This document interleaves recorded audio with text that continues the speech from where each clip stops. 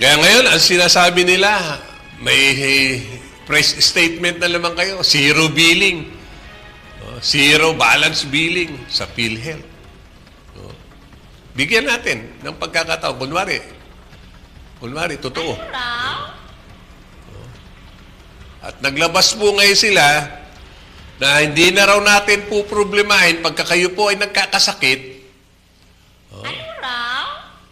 Doon po sa mga government hospital lang na under ng DOH.